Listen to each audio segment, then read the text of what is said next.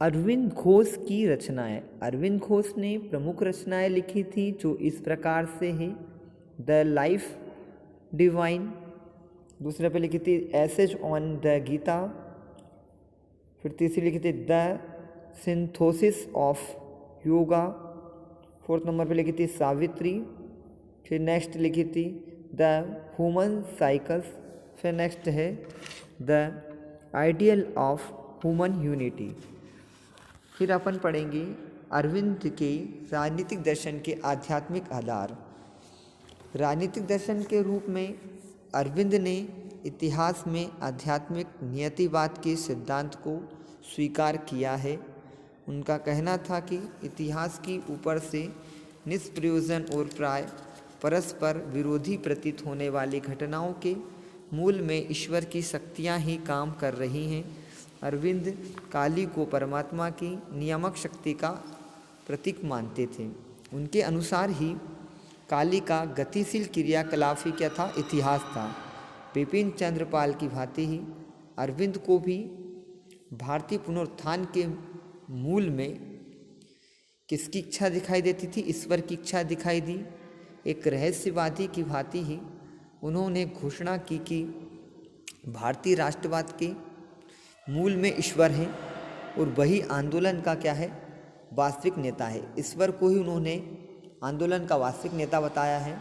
उन्होंने बताया कि ब्रिटिश अधिकारी भारतीय जनता का न तो दमन, उत्पीड़न और अपमान कर रहे हैं, वह भी ईश्वरीय योजना का क्या है? अंग है।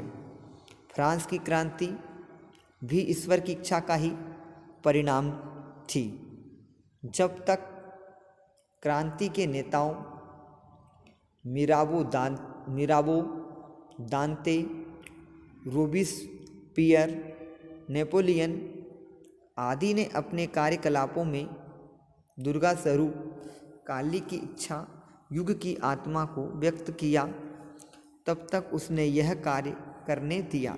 किंतु जैसे ही वे अहंकार से प्रेरित होकर अपनी महत्वाकांक्षाओं की पूर्ति में लग गए, वैसे ही उसने उन्हें इतिहास के मंच से उठाकर फेंक दिया।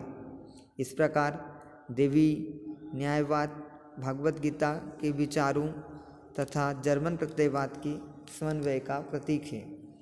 इसी को हीगल ने इतिहास का औचित्य कहा है। अरविंद की राजनीति एक योगी की राजनीति थी, एक राजनीतिज्ञ की नहीं। उनके राजनीतिक चिंतन का सुदृढ़ आधार उनके गहरे आध्यात्मिक विश्वासों में निहित था।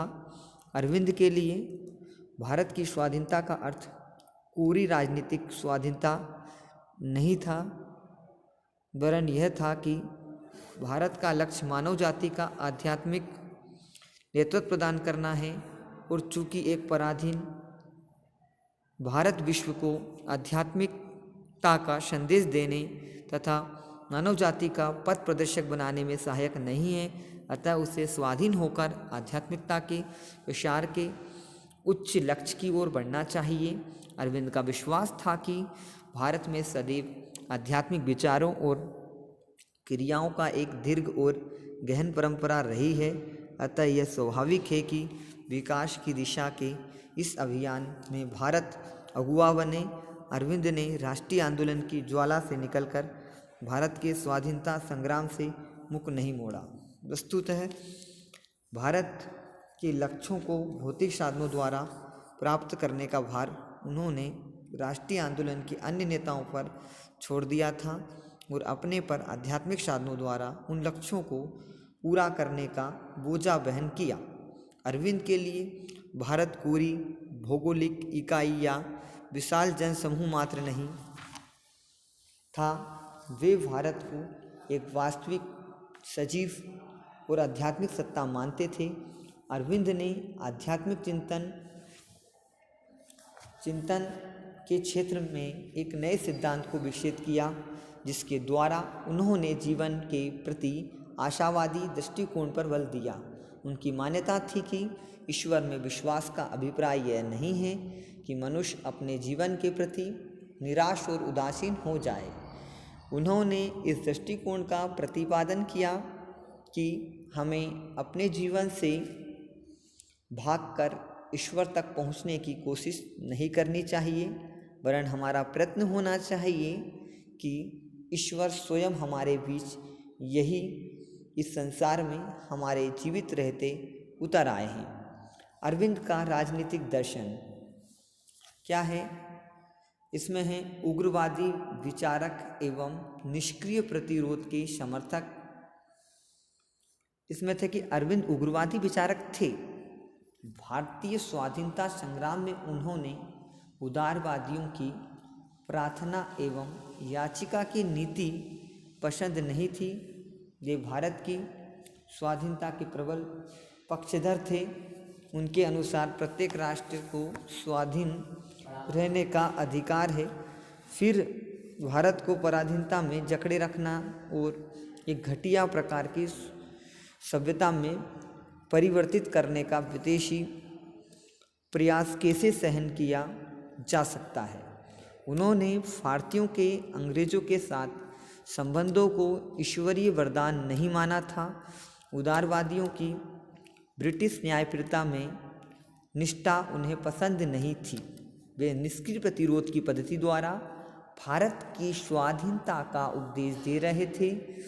निष्क्रिय प्रतिरोध से उनका तात्पर्य किसी अहिंसक आंदोलन से नहीं था।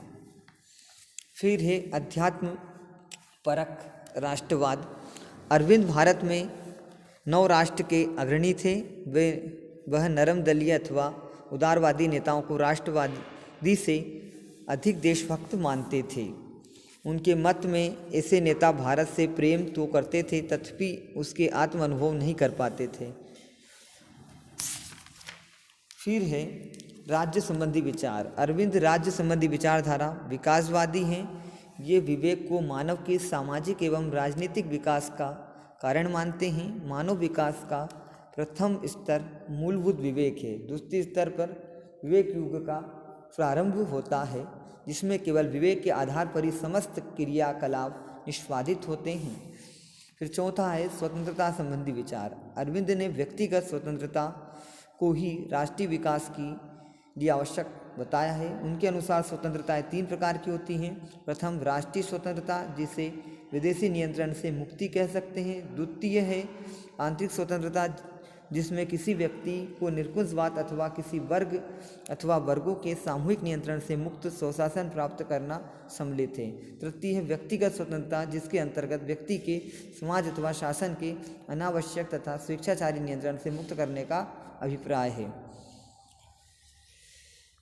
फिर है स्वराज। अरविंद के अनुसार स्वराज की प्राप्ति ही भारतीयों का प्रथम उद्देश्य होना चाहिए। यदि भारतीय चेतना का विकास सही दृष्टि से संभव है तो केवल इसी धारणा द्वारा स्वतंत्रता तुरंत प्राप्त की जाए।